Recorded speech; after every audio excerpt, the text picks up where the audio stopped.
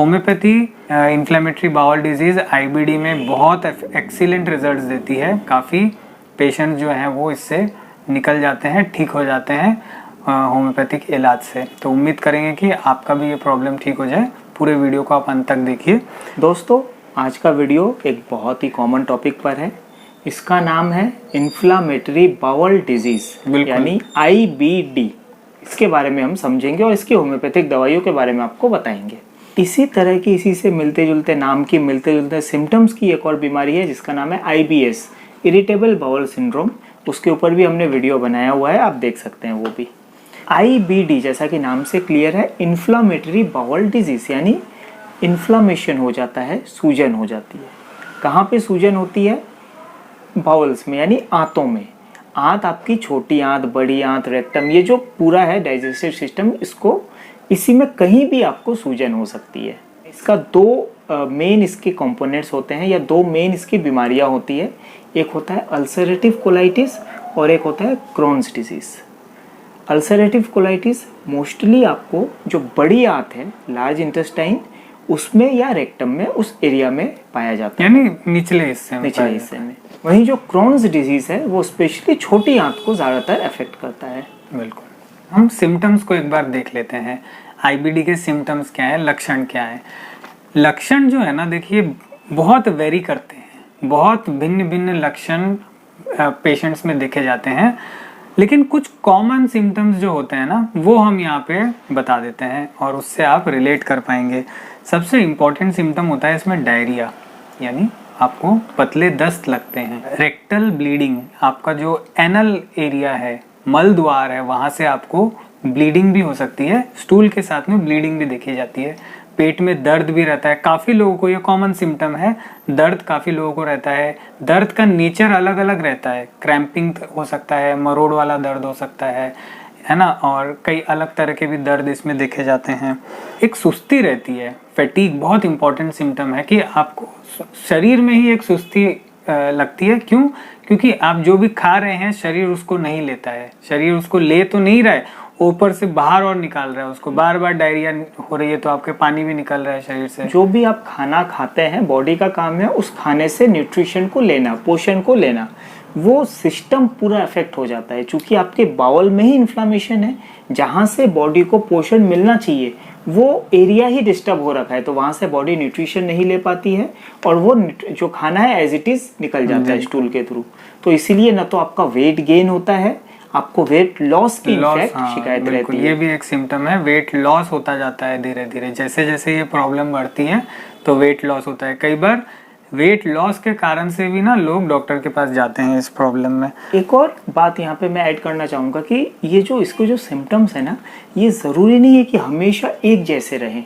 कभी कभी इसके फ्लेयर अप्स आते हैं, यानी कोई टाइम ऐसा आएगा कि सिम्टम्स बहुत ज़्यादा आपको महसूस हो रहे हैं, फिर कुछ दिन बाद ऐसा होगा कि कम हो गए हैं या एकदम ठीक हो गया है, फिर कुछ दिन बाद दोबारा होता है या कुछ महीनों बाद दोबारा होता है। तो ये जो साइकिल है ये चलता रहता है। फिर एक टाइम आता है कि अगर बहुत टाइम से आपको ये प्रॉब्लम रहती है, फिर धीरे धीरे आपके सिम्टम्स लगातार रहने लगते हैं।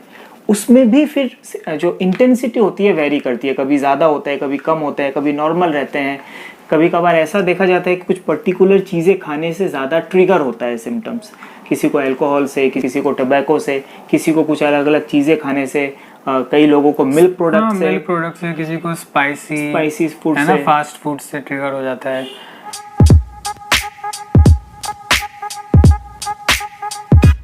सबसे पहली मेडिसिन और most important medicine for IBD है मर्क कॉर। जैसा कि आईबीडी का जो मेन सिम्टम है ब्लीडिंग, आपको डायरिया होता है विथ रेक्टल ब्लीडिंग। यही सिम्टम्स होता है मर्क कॉर का। बिल्कुल, डायरिया विथ ब्लीडिंग। अगर ये सिम्टम्स हैं तो मर्क कॉर सबसे पहले आपको सोचना चाहिए। और साथ ही साथ इसके और कुछ इंपॉर्टेंट सिम्टम्स होते हैं, जैसे कि पेट में एक अजीब सा मड़ोड़, टेनेस्पस टाइप का दर्द, कॉलिकी टाइप का पेन आपको रहता है। साथ ही साथ आपको डायरिया विद म्यूकस, यानी आपके ब्लड में म्यूकस, आपके डायरिया में म्यूकस रहता है और एक कांस्टेंट डिज़ायर रहती है आपको टॉयलेट जाने की। आपका बार बार मन करता है कि यार टॉयलेट जाके आए। जब आप चाहते हैं तो बहुत थोड़ा सा ही स्टूल पास होता है या कई बार नहीं भी होता है, या थोड़ी गैस पास या थोड़ी होके रह गैस पास जाती हो है। जाती है।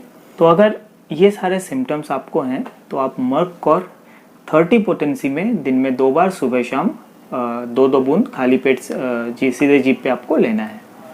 दोस्तों हमारी नेक्स्ट मेडिसिन है फॉर आईबीडी, एलोसोकोट्रिना। दोस्तों एलो में जो मेन सिम्टम होता है ना, ये रहता है कि आपको पेट में दर्द होता है, टेनिज्मस टाइप का फील होता है और मरोड़ जैसा फील होता है, दर्द होता है। दर्द होने के बाद आपको दस्त जाना पड़ता है और आप स्टूल पास करते हैं, पतला स्टूल निकलता है। जैसे ही आपने स्टूल पास किया तो एकदम आपको रिलीफ मिल गया, एकदम आराम मिल गया आपको।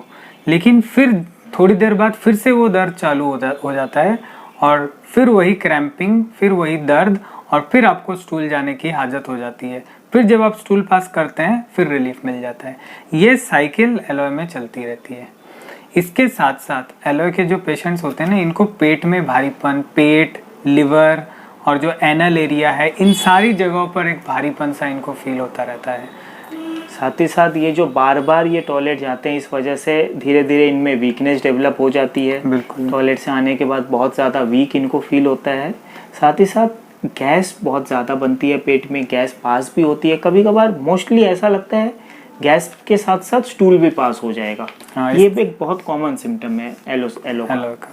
तो अगर इस तरह का आपको हो रहा है, सिम्टम्स आ रहे हैं, तो एलोए 30 पावर में आप लीजिए। सुबह शाम खाने के 20 मिनट पहले 2 बूंद या तो सीधे जीभ के ऊपर ले लीजिए या 1 चम्मच पानी में 2 बूंद डाल करके आप ले सकते हैं। और इसके बाद हमारी जो थर्ड मेडिसिन है एंड बहुत अच्छी मेडिसिन है इन्फ्लेमेटरी बाउल डिजीज़ की, फॉस्फोरस। दोस्तों फॉस्फोरस में क्या रहता है कि इसमें इन्फ्लामेशन रहता है, इन्फ्लामेशन ऑफ द बॉल्स। आपको वो इन्फ्लामेशन जो होता है वो ऊपर की तरफ भी रहता है और वही इन्फ्लामेशन नीचे की तरफ भी, यानी डीप जो इंटेस्टाइन्स है, लार्ज इंटेस्टाइन में, वहां तक भी ये चला जाता है। यानी ये जो इन्फ्लेमेशन है ना, ये पूरे जीआईटी में ही प्रेजेंट रहता है, स्टमक से ऊपर की तरफ भी और स्टमक से नीचे की तरफ भी। साथ में जलन भी रहती है, जलन भी रहती है और साथ साथ एक पूरे सिस्टम में ही एक एम्प्टी फीलिंग, एक खालीपन सा महसूस होता है। हाँ, आप कुछ भी खाते हैं ना, वो शरीर लेता ही नहीं है, बिल्कुल लेता नहीं है, वो निकल जाता है, पूरा डायरिया के रूप में निकल जाता है। और बहुत भयंकर आपको वीकनेस, जैसे ही आप स्टूल पास करके आए तो बहुत वीकनेस आ जाती है और ऐसा लगता है कि कुछ है ही नहीं शरीर। और इसका जो डायरिया होता है वो लगातार मतलब होता ही रहता है और साथ में पेनलेस डायरिया, मतलब कंटिन्यूअस डायरिया होता रहता है। इस वजह से ज़्यादा वीकनेस आ जाती है। साथ ही साथ डिहाइड्रेशन का खतरा इनको रहता है इतने ही ज़्यादा डायरिया की वजह से।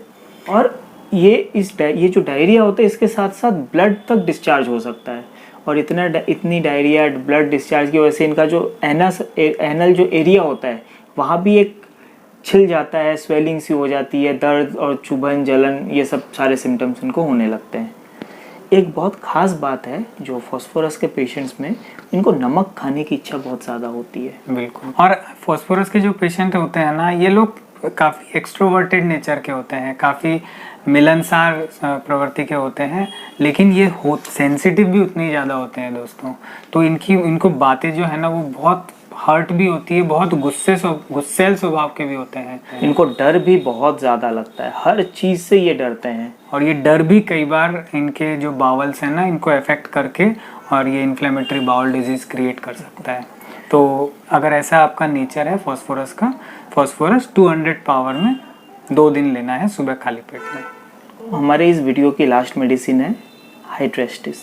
हाइड्रेस्टिस एक ऐसी दवाई है जिसका म्यूकस मेम्ब्रेन्स के ऊपर बहुत ही अच्छा फंक्शंस रहता है। म्यूकस मेम्ब्रेन्स भी स्पेशली जो एलिमेंट्री कैनाल है, जो हमारा जो डाइजेस्टिव सिस्टम है, इसकी जो म्यूकस मेम्ब्रेन्स होते हैं, इसकी जो भीतरी लेयर होती है, उसके ऊपर बहुत ही अच्छा फंक्शन रहता है। जो म्यूकस मेम्ब्रेन होती है ना दोस्तों, इसका ही इन्फ्लेमेशन होता है इन्फ्लेमेटरी बाउल डिजीज में, ये ही इन्फ्लेम हो जाती हैं, यानी ये इनमें सूजन आ जाती है। और इनमें जब सूजन आ जाती है तो इनमें जलन भी होता है।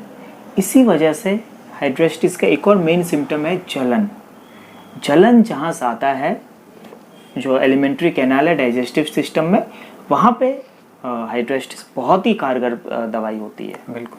तो ऐसे लोगों को हाइड्रेस्टिस ज़रूर से ऐड करनी है। इवन हम तो ये बोल रहे हैं कि आईबीडी जिनको भी है सभी लोगों को, बिकॉज ये म्यूकस मेम्ब्रेन के ऊपर बहुत इफेक्टिव रहती है, तो सभी आईबीडी पेशेंट को हाइड्रेस्टिस मदर टिंचर फॉर्म में 10 से 15 बूंद दिन में 3 बार, सुबह, दोपहर और रात को खाने के 20 मिनट पहले आधे कप गुनगुने पानी में मिला करके ज़रूर से ऐड करिए, आपको बहुत इफेक्टिव रहेगी ये मेडिसिन।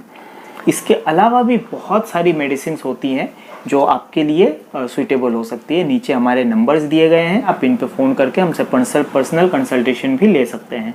ऐसे ही हमारे वीडियोस को पसंद करते रहिए, हमारे चैनल को ज़रूर से सब्सक्राइब करिए।